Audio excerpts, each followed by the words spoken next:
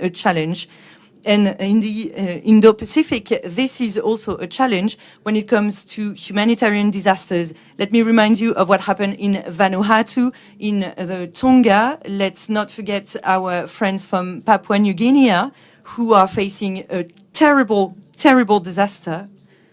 And even though competition and wars are coming back, everything that is connected to rising sea levels and climate change in general and civil security that is being challenged, these are challenges that we have in front of us. And no matter our political parties, no matter our own conviction, our populations want us to bring out results, which is why President Macron decided to send a jet, an A400M, from our overseas territory to get some humanitarian goods to Papua New Guinea. We have to make sure that we make these mechanisms more sustainable for the future.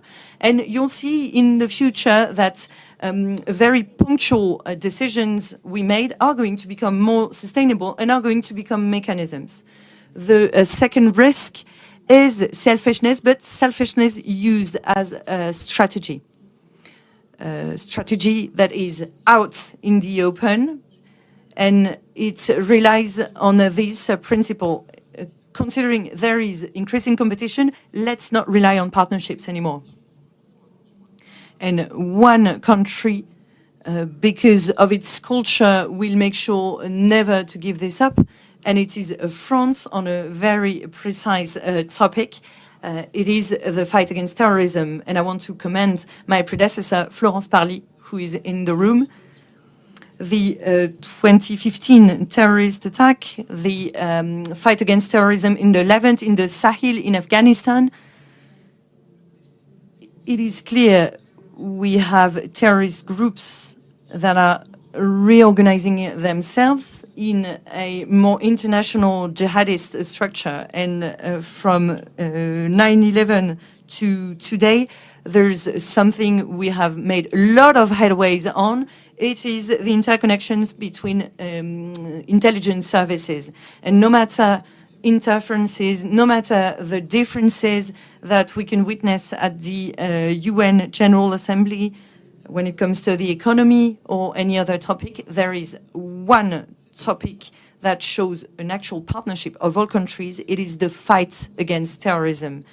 But now one needs to ask themselves whether these partnerships for terrorism are still strong as they used to be. As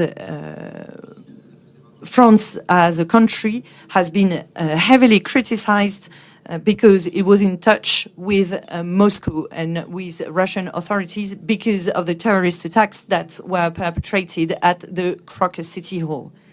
But the French intelligence services did have elements that would be elements of proof to get the truth about the attacks. And we have decided, despite the strong differences, to say the least, that we have with Vladimir Putin, to give to the Russian Federation the information we had about the terrorist attack.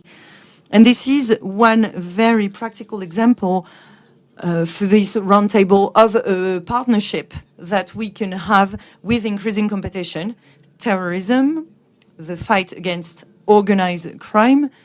President, Excellency, I was listening to you, illegal fishing, that is an actual plight in the Northern Pacific, but also in the South Pacific. We will not be able to fight against illegal fishing and what is going on at sea if we do not work together at a very high level. Same goes for drug trafficking, arm trafficking, human trafficking. All that we do to fight against this needs to be protected. And let's not be selfish with technological jumps. Technology is being developed as we speak.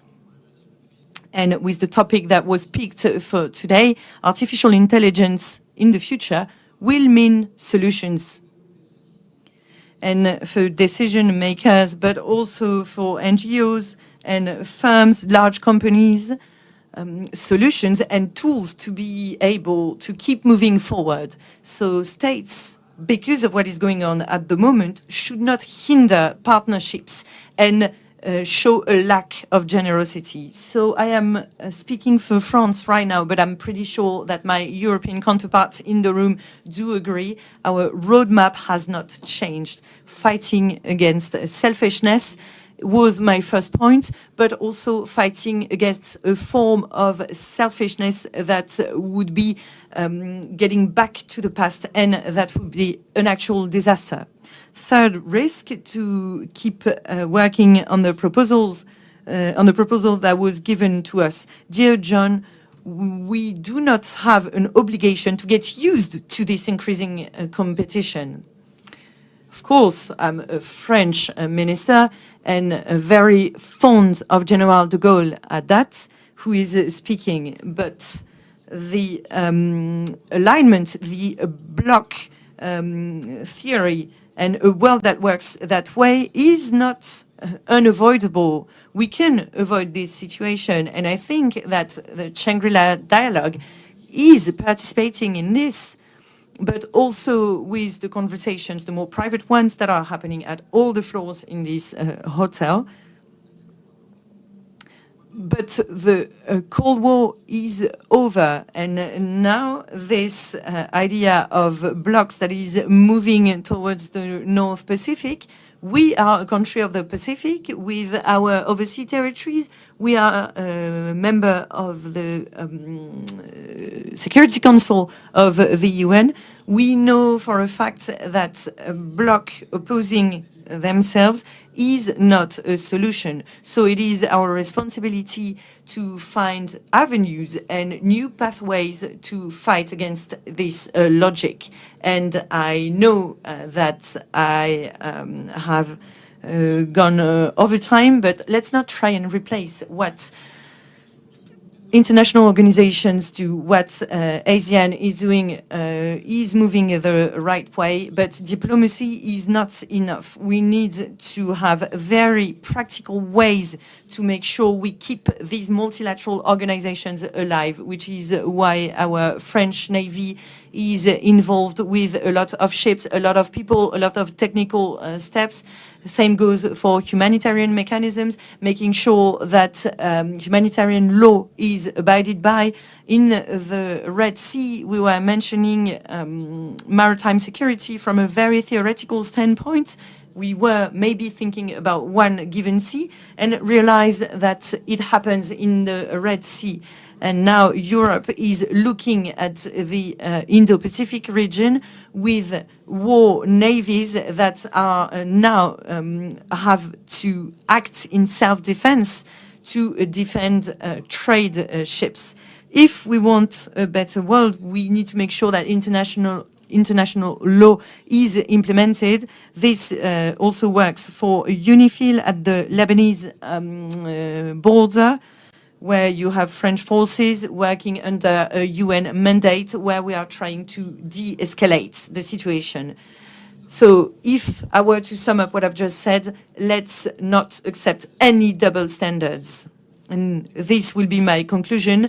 As for crisis management with increasingly serious crisis, the solution is in international law, and the fact that double standards are not to be accepted is absolutely key. You had a very good roundtable about nuclear proliferation. Our South Korean colleague will be taking the floor in a few minutes, and I think that nuclear powers have a special responsibility in the fight against proliferation. I'm saying so as a nuclear country. Our American and British friends know so. Our Russian and Chinese friends know so as well. They know that proliferation in North Korea is also a matter of concern. No double standards. In international law, I could have spoken about Gaza and a number of topics, but this is my contribution for the topic you have chosen for today. So thank you very much for addressing at speed such a wide array of issues. There's so many things we could pick out from your remarks, but I thought it was interesting you essentially ended with a reflection on the lack of active arms control arrangements, whether in the North Atlantic Theater, the Greater Middle East Theater, or indeed the Indo-Pacific. That so-called Cold War habit of regular arms control has entirely dissipated from our lexicon and our activity, and reviving an arms control activity relevant to this region and indeed others, I think, will be one of the tasks for effective crisis management. With that, could I invite the Minister of National Defense of the Republic of Korea? Thank you very much, sir.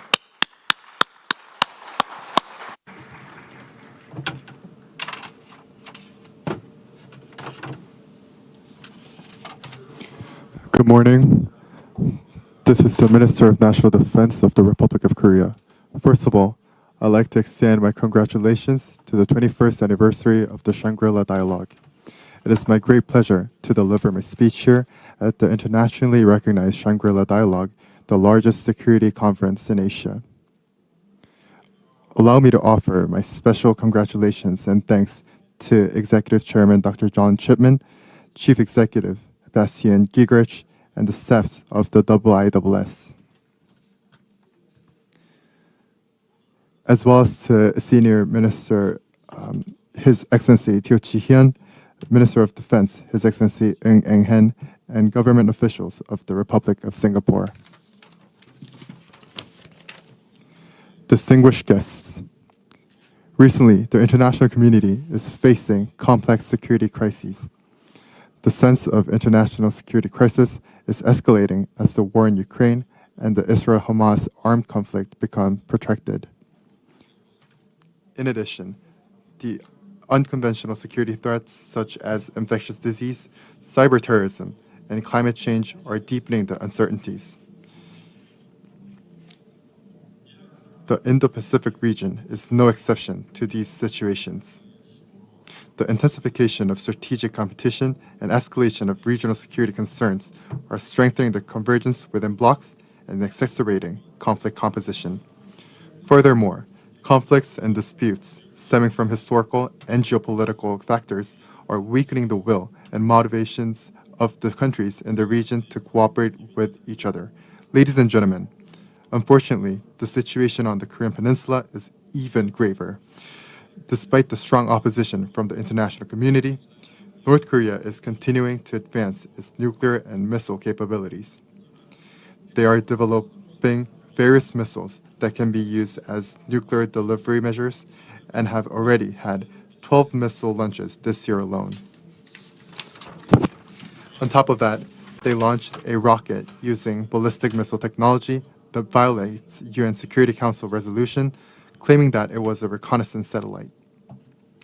North Korea's reckless development of nuclear and missile program, which can strike all the countries represented here, poses an existential threat to us. And as such, it is a direct challenge against the peace in the Indo-Pacific region and the world. Meanwhile, North Korea's development of nuclear and missile program is aggravating the human rights situation in North Korea. The Kim Jong-un regime, obsessed with the development of its nuclear and missile program, is aggravating the lives of its people who have long suffered from food shortage and economic crisis. The human rights crisis and nuclear and missile issues in North Korea all arise from the same root of continued dictatorship. And they are in an inseparable relationship like two sides of a coin. Distinguished guests, today, we see more evidence that the weapons used by Russia to attack Ukraine were illegally imported from North Korea. As a permanent member of the UN Security Council, Russia should serve as a guardian of global peace. Yet, they are receiving weapons from a regime that violates numerous UNSC resolutions. It is an unimaginable extreme self-contradiction and betrayal against the international community. Furthermore, North Korea is expected to accelerate the reinforcement of its military power with the money and technology it received in return for such arms trade. This reckless behavior not only degrades the authority of international rules and norms, but also exacerbates conflict and puts the entire region in danger.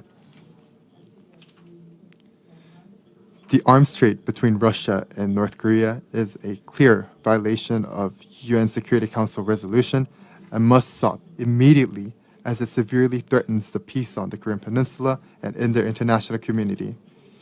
Military cooperation between Russia and North Korea, brought by the war in Ukraine, is not only escalating tensions on the Korean Peninsula by advancing the nuclear and missile capabilities of North Korea, but also affecting the battlefield in Europe. This means that the crisis on Korean Peninsula is no longer a problem limited to the Korean Peninsula, but rather a problem for all of us. The complete denuclearization of North Korea, in accordance with the international non-proliferation regime, is an essential measure to protect the stability not only in the Korean Peninsula, but also of the entire world. All countries should condemn North Korea's illegal actions in one voice and faithfully implement UN Security Council resolutions agreed upon by the international community. A few days ago, North Korea dispersed over 260 waste balloons into our territory under the pretext of responding to Republic of Korea's civilian organizations' humanitarian aid balloons to the north. It is an unimaginably petty and low-grade behavior for a civilized nation. It constitutes inhumane behavior as well as clear and significant violation of the armistice agreement. I take this opportunity to strongly condemn such an action and urge for its immediate cessation. I request the international community's empathy and proactive support in addressing the North Korean issues. Distinguished guests, looking back, the international community has been on a journey since the end of World War II to prevent war caused by unilateral use of force and to protect peace and freedom. And at the heart of this journey was the establishment of the United Nations. The United Nations played a decisive role in founding a free democracy, the Republic of Korea, and in overcoming North Korean invasion, a crisis that was hanging by a thread. The first meaningful task the United Nations carried out for world peace was the approval of the Republic of Korea as a legitimate government and the establishment of the United Nations forces to defend its freedom. Thanks to such efforts from UN and the international community, the Republic of Korea became the one that was most successful among the countries that won independence after World War II in developing the economy and democracy. In this sense, the Republic of Korea today is an exemplary and living proof of cooperation and solidarity, which were the purpose of establishment of the United Nations. Distinguished guests, in December 2022, the ROC government announced the free, open, and prosperous Indo-Pacific strategy and expressed its will to actively promote rule-based international order.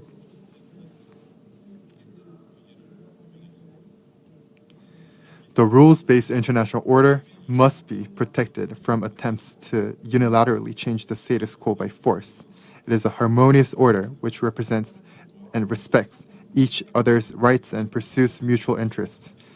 This order is the spirit that has been sought by UN since the establishment post-World War II, the one that has provided the basis of prosperity that the mankind never experienced before.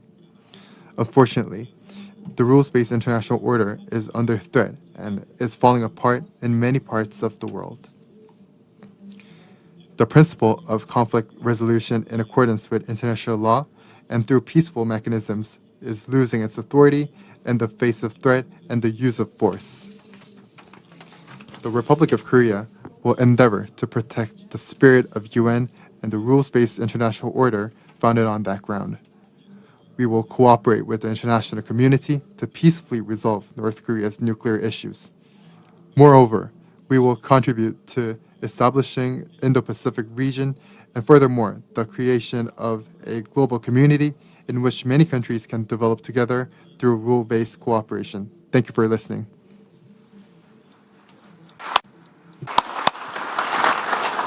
Thank you very much, Mr. Minister, and we all noticed your remarks about the way in which the DPRK was assisting Russia in its prosecution of war in Europe. When we come back to the question and answer period, you might wish to reflect on this particular question, which is that we have heard many reports that the DPRK is actually now operating on Russian territory, and it is actually launching some of its own artillery from Russian territory. So if you were able to confirm whether that is a fact, that will be very interesting. We have now about 12 people who've sought the floor. I'm going to take 6 or 7 in a group and then come back to the panel. First person to have caught my eye is Benedict Wirasana from Malaysia. Good morning again, Benedict here from Malaysia. I'm going to come back to my concept of convergence that I brought up in the session earlier. So I think a lot of our panelists brought out about Gaza, and I know that convergence on bringing solutions to Gaza has been highly difficult in the past 8 months.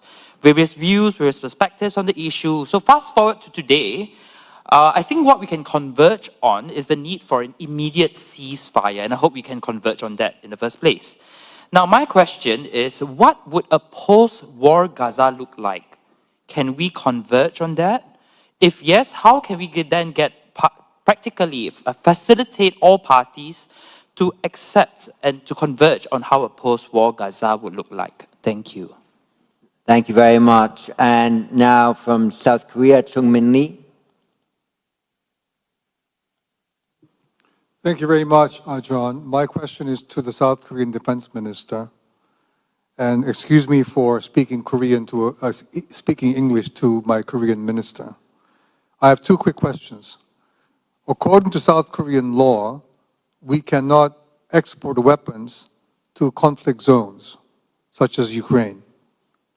But we are selling weapons to, for example, NATO partners such as Poland.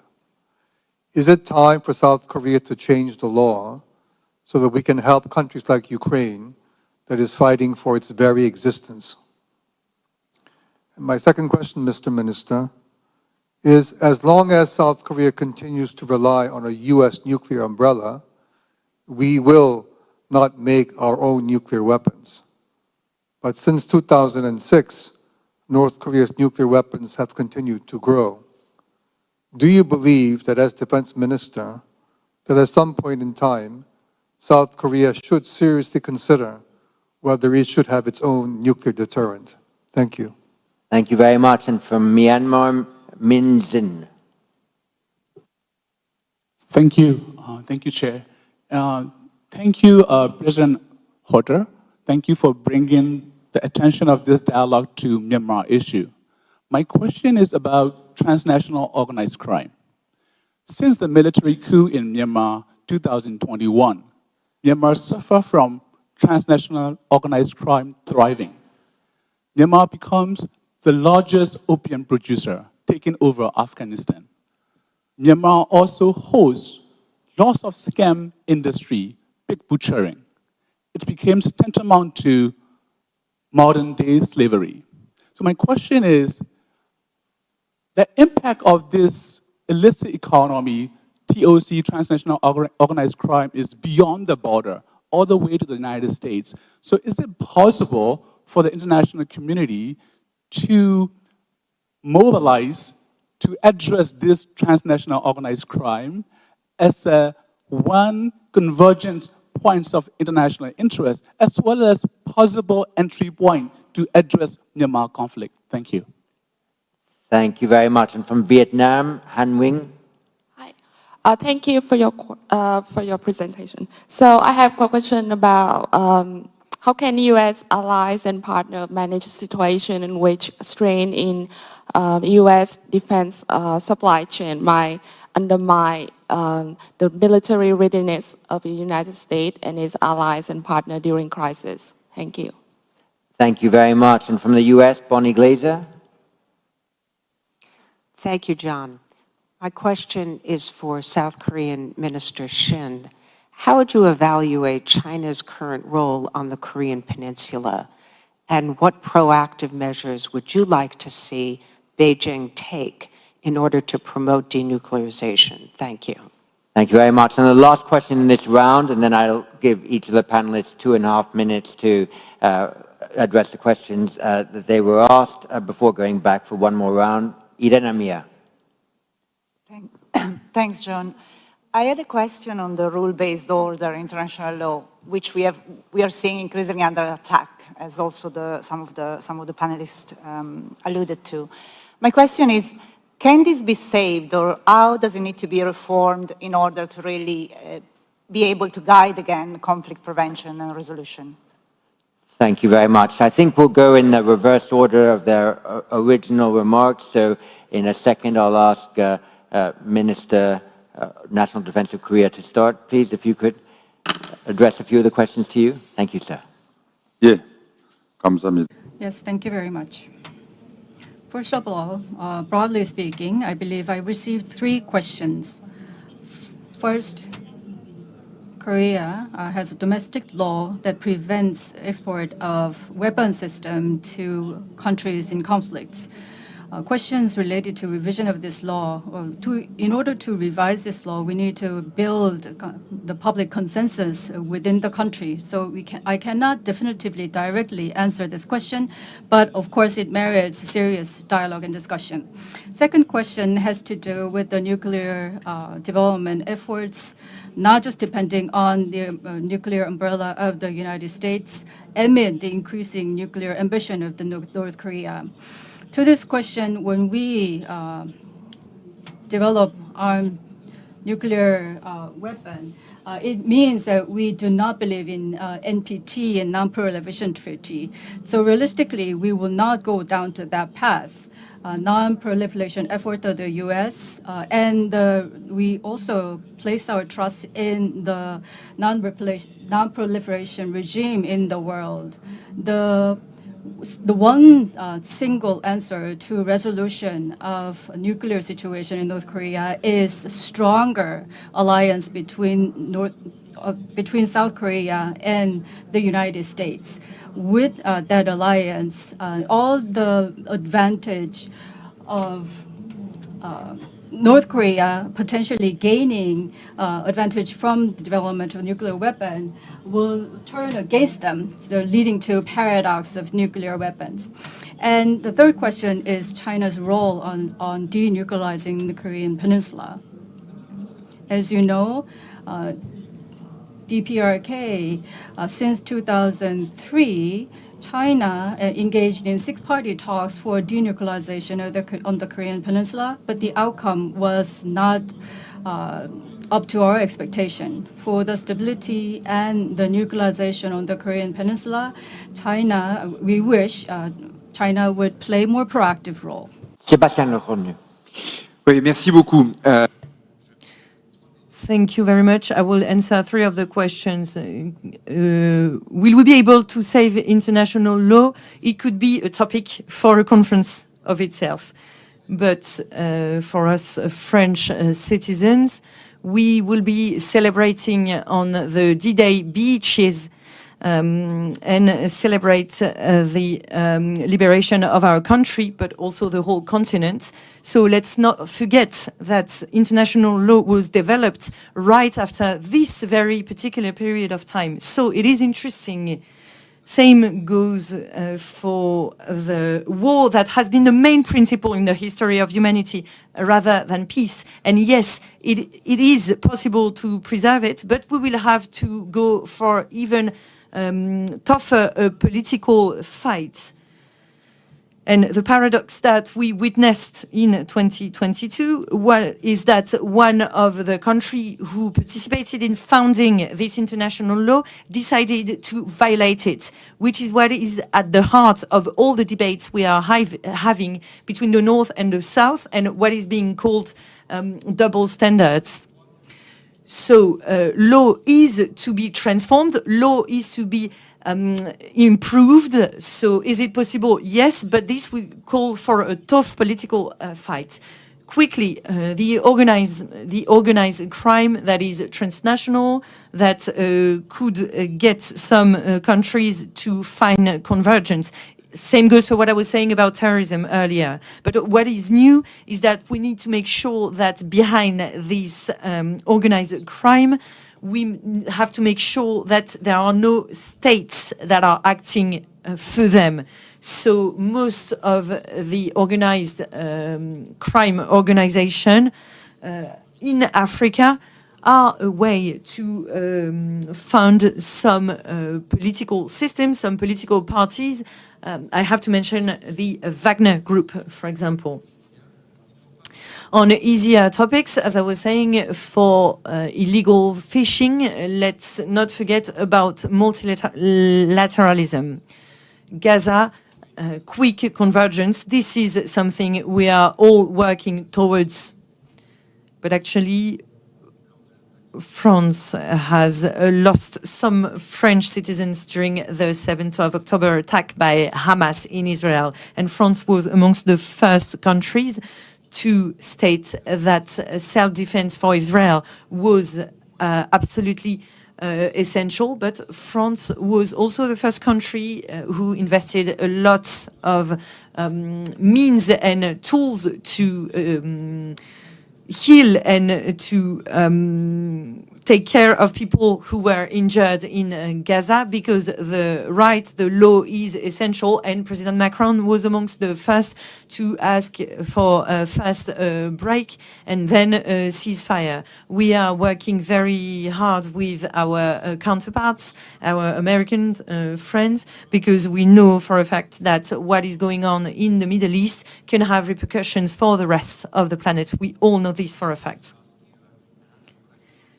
AI, artificial intelligence, in your remarks, there are now a number of commercial companies that are developing with AI instruments to predict geopolitical crises. There's one I know who claims that they were only about 36 hours off in predicting Russia's invasion of Ukraine. Can you imagine artificial intelligence being an aid in crisis management and conflict resolution, or could it be an unfortunate agent provocateur of conflict if it isn't properly used? What's your instinctive reaction to that thought? Les deux. Well, actually both. Whether you are working in the offensive or the defensive situation, AI for defense is going to be one of the deepest and the most violent breaks in the coming month and years. As much as the use of nuclear energy for military purposes between 1945 and the 1960s. Using AI for armament systems, for combat systems, but also for their protection, managing ministries with thousands and sometimes millions of people, and trying to find some efficiency, for example. So on a lot of topics, a lot of aspects, AI is going to be at the heart of strategies. And I'm not even mentioning the impact of AI on nuclear deterrence, on protection and defense systems, for satellites as well. So with all the challenges around the proliferation we were mentioning a few seconds ago, there will be protection systems that already exist. They are a way to help army staff work, but they're just tools to be used by men, and men are going to have a framework for it. And I think they will be at the heart of the next Shangri-La dialogue, because there will mean solutions, but they will also mean new challenges, and they will reinforce hybrid, the hybrid aspect of it. Your response to the couple of questions. Well, I refer to Myanmar, a situation that I know well for about 30 years, following it. Know many people from Myanmar, been there many, many times, before the military regime, in the democracy spring with Suu Kyi, and since I've been following. And we all know it is one of the most complex state in Southeast Asia, with its multitude of ethnic groups, ethnic nationalities that for many, many years fought their own battles within their ethnic-based territories and so on. And we know from experience, Afghanistan and many others, when there is conflict, there is instability, there is lack of law and order breakdown, many people participate in illicit activities, drugs. In Myanmar, it's not only drugs, illegal logging, illegal export of jade, etc., etc. This is the first time in the history of the Myanmar that the military are not winning and will not win this conflict. They are losing. And the problem is whether NLD, the African armies, NUG, they will be capable of taking over and be an alternative. That's a question mark. Therefore, I have urged, I have spoken with the Secretary General of the UN, I have spoken with His Holiness the Pope in Rome, with President Macron in Paris, with David Cameron, with in Jakarta. Efforts have to be intensified to mediate this conflict. Otherwise, it gets out of control, a spiral out of control. And then it will be far more difficult to bring back law and order than a solution. So, because the military is very, very weak on the point of implosion, there is an incentive for them to stop. So, someone has to bring all the parties together, no preconditions, start talking and work towards a resolution of the conflict. The best still document on the table is the ASEAN 5-point consensus. So that's my, we are not going to solve the drug problem, we are not going to solve the illicit without a reorganized Myanmar based on law and order, democracy, and so on. Thank you very much. And going back to the floor for another round, could I please ask from Pakistan, Ahsan Guez? Thank you very much for giving me the floor, sir. I'll just refer to the subject enhancing crisis management amid rising competition. And I would refer to the rising competition in Asia-Pacific. So without going into much of the details, we see that a state or a certain set of states are being patronized or strategically enabled. Now, while that is good with respect to the strategic priorities and objectives of cooperation and for the common good for a particular region or for Asia-Pacific, but it could have unintended second, third order effects when it comes to the balance of power in other regions, South Asia per se. So my question is to the panel that how this rising competition in Asia-Pacific could prevent instability in South Asia, and what are the ways of looking at the crisis management should it happen in South Asia? Thank you. Thank you very much. And from Vietnam, Bích Tran. Thank you, Sir Chairman. And my question is for Dr. Ramos Horta. So I visited Timor-Leste 3 months ago, and it was indeed a beautiful country. So my question is about your country's membership to ASEAN.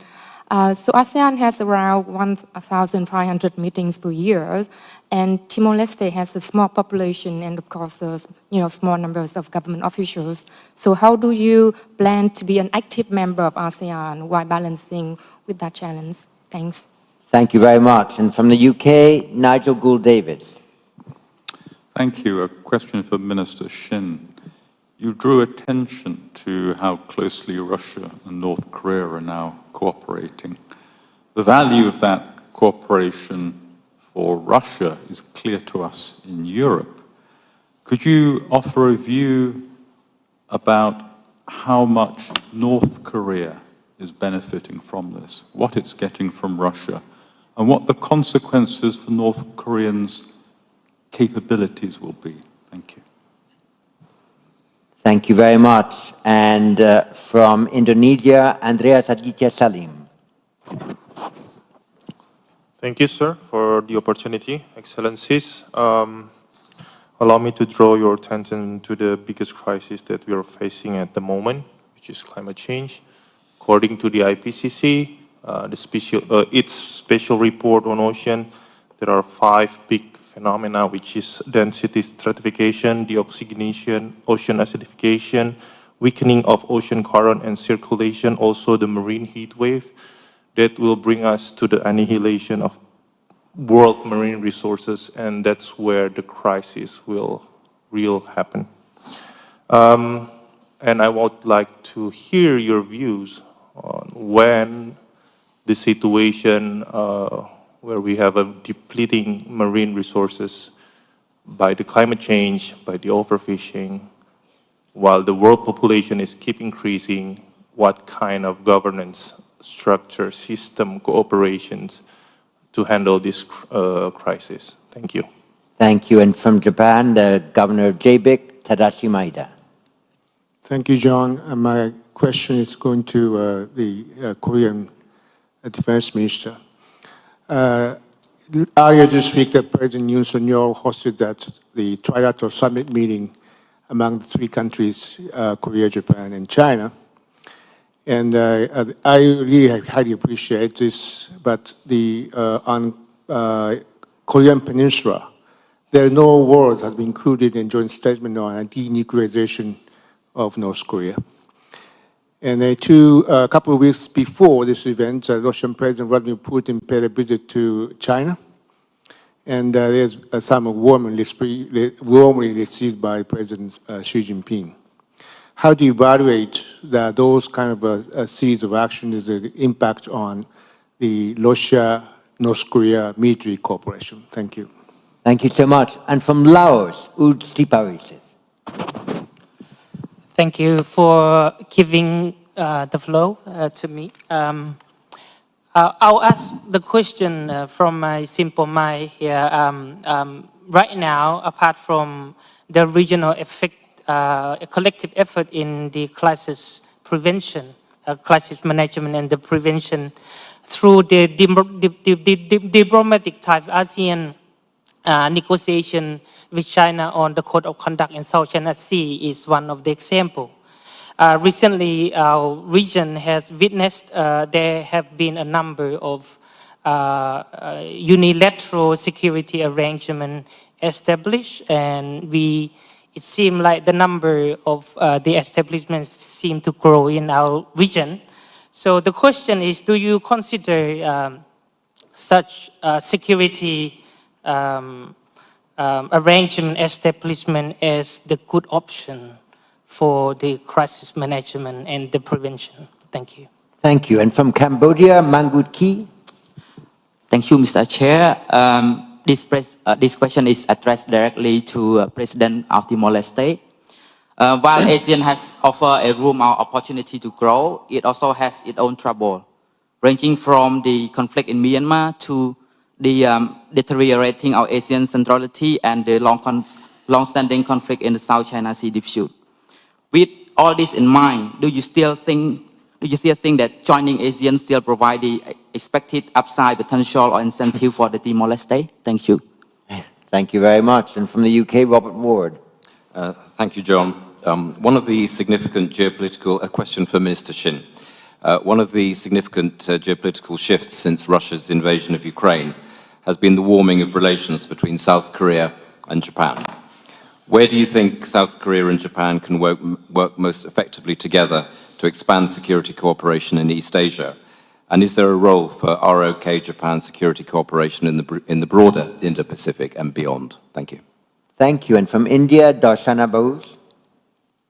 Darshana? Yeah, hi. Thank you, Dr. Chipman. This question is to Defense Minister from France. Could you share your thoughts on what is the likely way forward on New Caledonia? You're in the region, and given there seems to be a big difference in perception between Paris and pro-independence leaders, and Pacific Island Forum seems to have offered support towards New Caledonia.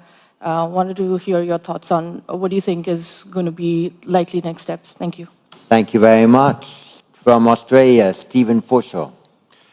Thank you, Sir John, and can I start just congratulating you on your KCMG since we last came together at this forum. Could I ask the panel, referring to Minister Lecornu's remarks offering French aid to Papua New Guinea after the tragic landslide, for which we're very grateful, I wanted to pick up on the point about the importance of civil defence and disaster assistance for defence forces. The role of defence forces is constantly evolving, much as expected of our forces, but particularly with climate change and particularly with this region, perhaps a greater emphasis in future is going to be needed to be paid on humanitarian assistance and civil defence. And I'd like to hear from the panel your expectations and how the role of military forces is evolving to be able to respond to those significant threats, given the capabilities required are often going to be only able to be brought to the field by defence forces and military agencies. Thank you very much. And from the Financial Times, Dimitri Sevastopoulou. Dimitri. Thank you, John. Robert actually stole part of my question, which was for Minister Shin. So I'd just like to add to his question and say, Japan has signed reciprocal access agreements to allow joint training and exercises with the UK, with Australia, and it's currently negotiating one with Manila. What are the prospects for Japan and South Korea to start thinking about an RAA? And Shu Roy. Thank you. My question is pretty simple. In these last 6 months, North Korea has launched nearly a dozen missiles of various kinds. So if I were to say that AI was able to predict every single one of them, and if you had that knowledge 2 weeks in advance, would that make a difference? Thank you very much. Antoine Levesque. Thank you, John. I want to ask the panel, and particularly the defense ministers, if intelligence sharing can enhance crisis management. I asked a question about this to the Indo-PACOM commander yesterday, and a discussion followed. So I want to ask, particularly if real-time intelligence sharing can enhance or undermine crisis management. Thank you. And from Japan, Akito Horiyuki. Thank you very much. My question is also to Defense Minister Shin, and to follow-up question about the possible nuclear option by South Korea. So I understand that the South Korean government respect and persist with the NPT regime. But according to a recent poll, more than 70% of Korean public believe that nuclear option would be necessary. So my question is, how do you envision the scenario under which ROK will be forced to pursue its own nuclear option? And what would be the implication of a possible second term of Trump administration in the US? Good. And some tactical warning to the panel.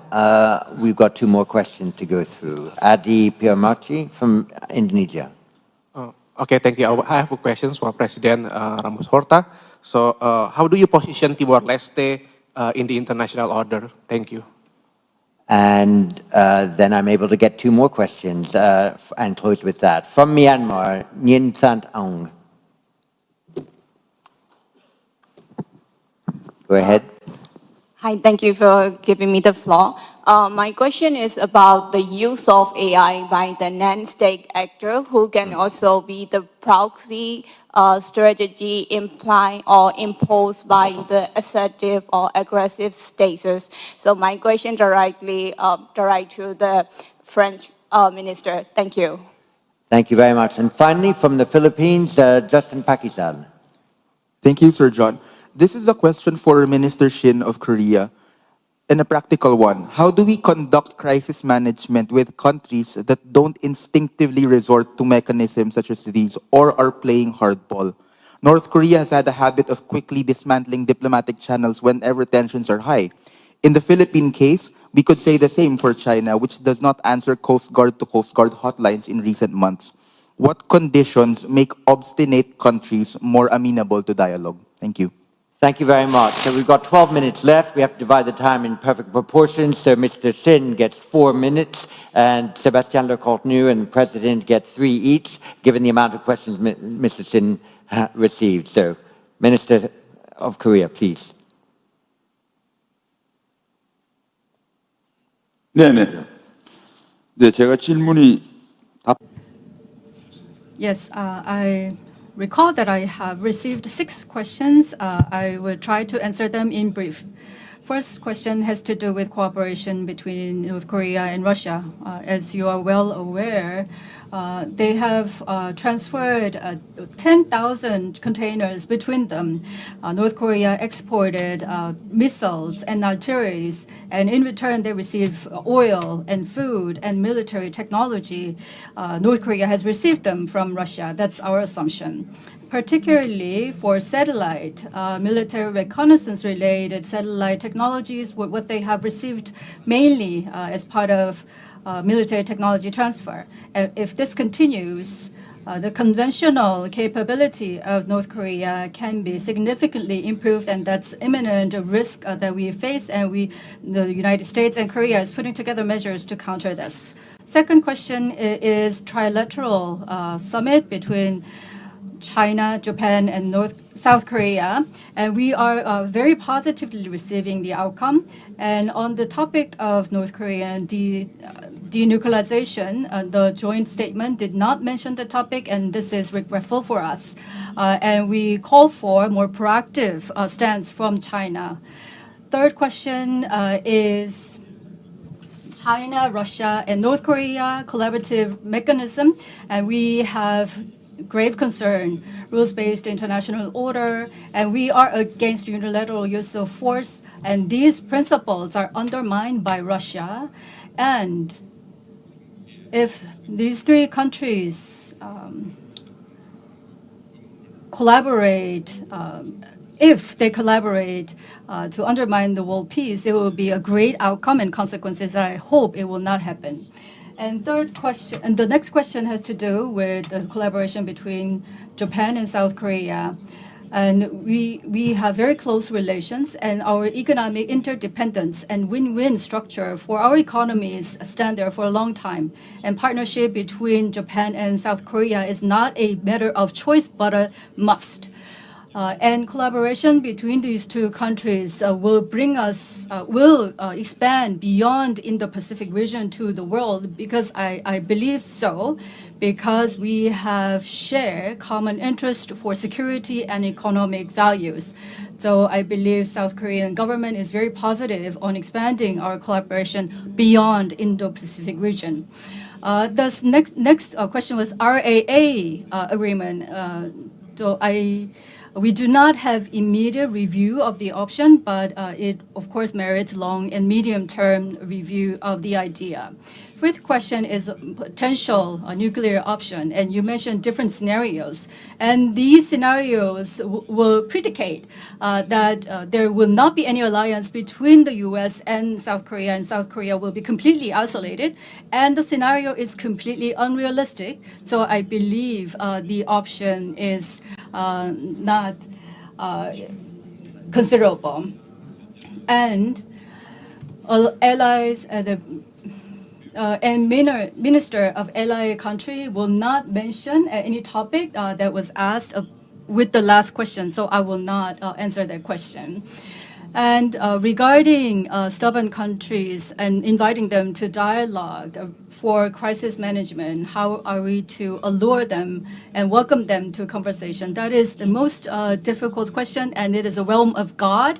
But if I offer my insight, we have to be patient, and we need to persuade them that abiding by the international order is more advantageous to them rather than not abiding by them, and their perception would change. And we need patience. Merci beaucoup, John.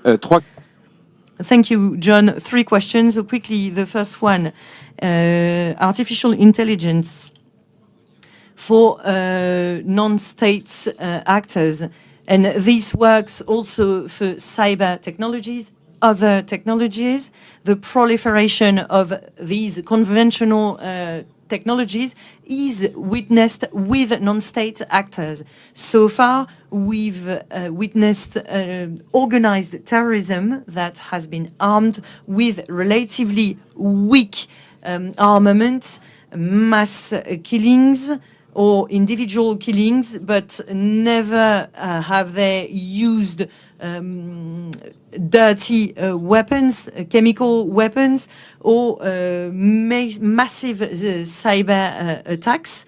But this is something we need to be prepared for, because attacking one hospital is one thing, but attacking 200 hospitals at the same time for services to be actually interrupted on the same day in a number of hospitals is a whole new form of terrorism. So far, we've been able to control these technologies, whether with the state or in a commercial relationship with companies, but we can see that increasingly states will give to proxies some elements of technology.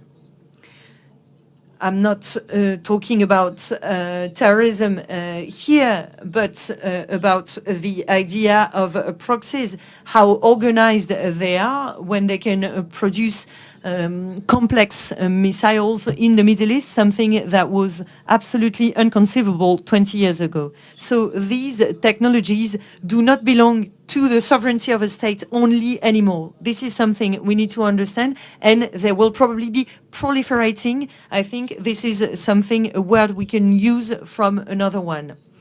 I've been asked about climate change twice, including by our Australian friends.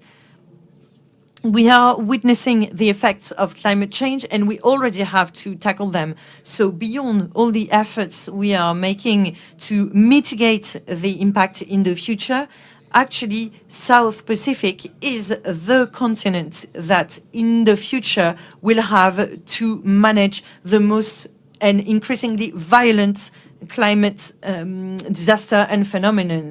And we know this because our French population in the Pacific region are already suffering from this. This is something we tackled a lot as the SPDMM, the South Pacific Defense Ministers meeting we had in New Caledonia in December. Richard Marles was there, by the way.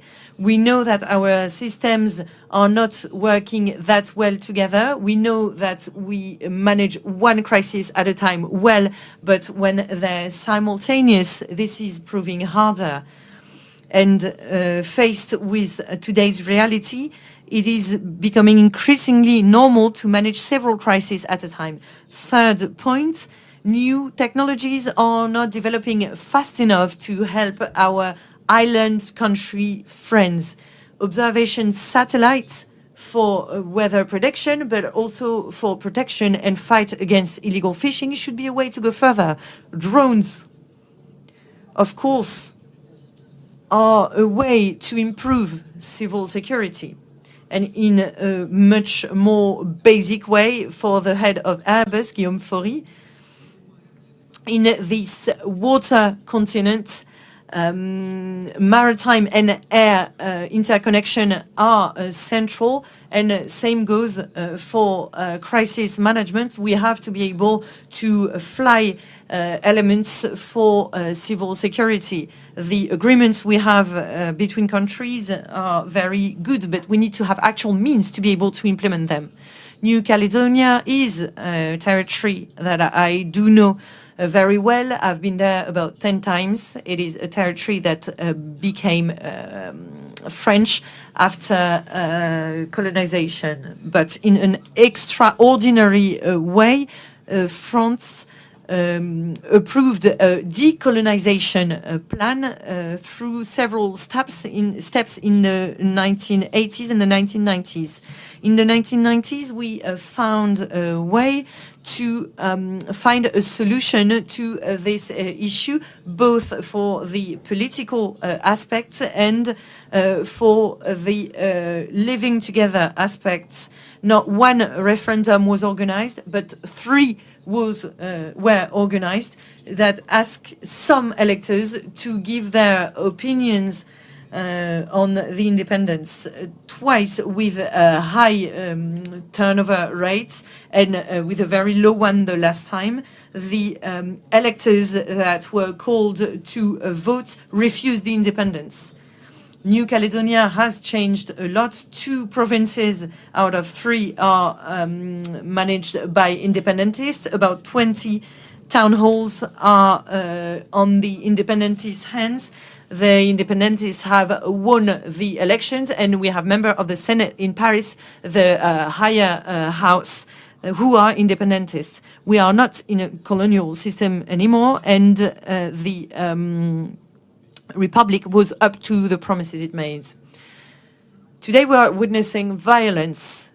In a lot of countries it is the same. We have a young generation that is bored, that has problems with drugs, with alcohol, and that are sometimes manipulated by other countries who are hidden in the world, and they are fostering violence to try and get independence through a different way. It is quite spectacular and it has to be condemned.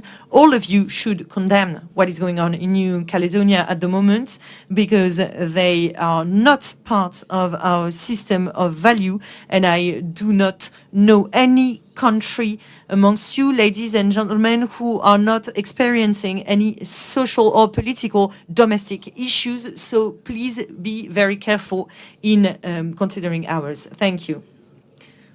On to Timor-Leste ASEAN membership, our capabilities, we have been evaluated numerous times under the 3 pillars of ASEAN, and the conclusion is we are very much on the right track to join ASEAN. We have already participated in all the summits and the ministerial working groups, expert level in every field. So we don't really have a much problem in meeting the challenges of meetings, which we know more than 1,000 meetings. But we're used to it. There are hundreds of UN meetings throughout the year, and we are members of other organizations like CPLP, Portuguese-speaking communities. We are members, founder of the Fragile States.